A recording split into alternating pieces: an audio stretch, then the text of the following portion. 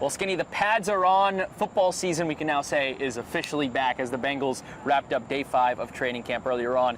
Now, before practice, Zach Taylor, he said that with the pads coming on, might have some skirmishes, some scuffles, and I love this quote. He said, "There's no rules. Unfortunately, we didn't really have too many, really no scuffles today in this first padded practice." Yeah, the only real rule is they don't want them tackling. They want them thudding or tagging. We saw more tagging today, I think thudding, which I think probably fans would like to see some more tackling. I think he was asked in the press conference, why no tackling? He said, I don't want to tackle. So they talked about doing things fundamentally right.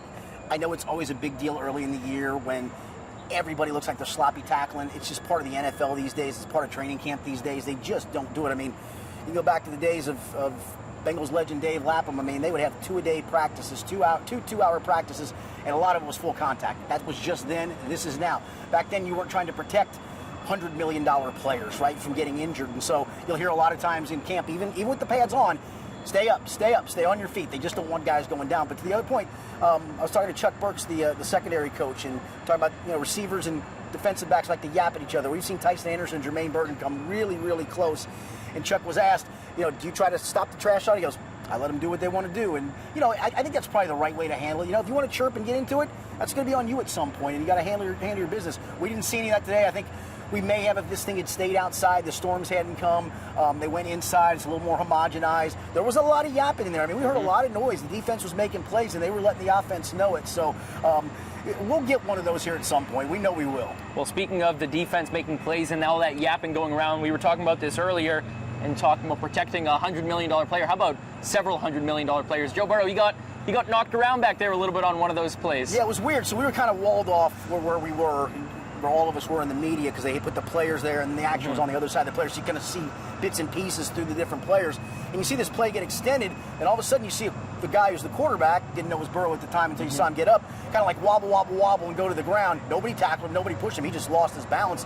That'll tell you how some of the defense got some pressure on him. They came with a zero blitz, basically blitzed everybody. In that circumstance, Joe couldn't throw hot, and he tried to run away from it, even in a practice setting. Yeah, those are the scary moments. Like when that guy goes out, I don't know if you saw the one yesterday, during, I think, a 7-on-7 period where Jamar Chase and T. Higgins were running a crossing route, and they collided with each other, and both were on the ground at the same time. Yeah, both on the ground at the same time. And you're thinking, how would you like to have both your top wide receivers get hurt on the same play by each other?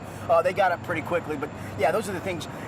That always happens. Like when a guy goes down, you hold your breath for a second going, is he going to get up? More times than not, they do. Joe Burrow got up today. Well, what have you seen out of this defense so far, Skinny? 5 days in, there have been, other than day 2 where Joe Burrow just lit that defense up, they've been holding their own against all of the offenses so far. Yeah, other than there was a 7-on-7 third down period yesterday where the first team offense completed every pass for a first down. 7-on-7s are a little wonky, right? I mean, there's no Mississippi's going off. There's no rush coming at you. You got some time to sort things out. But to your point, I mean, I think defense has made a lot of plays in camp, and you're doing it sometimes against Joe Burrow, and you're doing it against Jamar Chase, and you're doing it against T. Higgins, seeing different pressure packages, seeing the cornerbacks utilized in different ways. I'm excited when you get to some real football, what this Al Golden defense looks like. You mentioned some of the guys that the defense made plays against. They didn't really make plays against today. Chase Brown, he was running wild. Seemed like every time he touched the ball. I mean, it seems like he's done that all camp. It's not every run, right? Because, again, it's always hard to gauge until the pads come on was that play stopped? Did he get through the hole? Well, you see it today. And I'll tell you what, man, when he gets through the hole, you make one guy miss. I mean, he has a chance to turn in big play after big play. It felt like that last year when he finally got the starting spot when Zach Moss suffered the neck injury, and really it was Chase Brown's load to carry. It felt like every time he popped a run through the line of scrimmage that he was going to take it to the house. I mean, he's got that kind of explosiveness. I think my only question for Chase Brown is he's a little slightly built, right? He got average, I think, 21 or 22 touches a game in that 8-game stretch where he really carried the load, average 120 yards from scrimmage during that stretch. Can he touch it that much and still be healthy? And I think that's where you're going to see them take some of those off. Maybe carry it 15 times a game, catch 3 passes a game, and then the next role. Who's that next role for? Is it Samaje Perine? Is it Taj Brooks, the rookie, even, who can spell in for some snaps? So I think Chase Brown, if he stays healthy, has a chance, honestly, for a 2,000-yard from scrimmage season. Well, you actually just lead it into my next question for you perfectly. With those other guys in the backfield, how do you see this all playing out in terms of the management of the carries and the touches throughout the whole season? Because you've got experience in Perine. You've got a guy in Taj Brooks that at Texas Tech, he did it all, 1,500-yard rusher for back-to-back seasons. what can this running back room be in total? I mean, obviously Chase Brown's the main guy, right? And we know that. Everybody knows that. I think Samaje will have that definitive third down pass blocking, check down role, maybe even in the third down short yardage role. And I think Taj Brooks will be a guy that if you need to spell Chase Brown on first and second down, Taj Brooks gets those carries. The odd guy out is Zach Moss. He's obviously on the NFI list at the moment, so he's not even practicing in camp. But I don't know what his role would look like at the moment. I don't know how he would fit in. I mean, he kind of filled a Samaje role, if you will. He was really lauded for his pass blocking ability last year. Didn't really run it great, but as Zach Taylor's told us, we gave him a lot of the dirty runs, right? Nothing where you could pop something, just keep the chains moving, keep the line moving a little bit. But I don't know where he fits in the mix.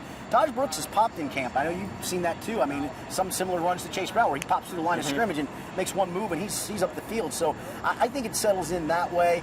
It's hard to get three backs touches, but I think if you have that defined role for each, I think there is a spot for all of them to do their thing. Another guy that's been popping on the defensive side of the ball, we've seen him getting first-team reps throughout camp. DJ Ivey, you have a story up on him as well. I do, and this is a guy who, as a rookie, started to shine a little bit, got in a couple of games due to some injury stuff, and actually performed pretty well.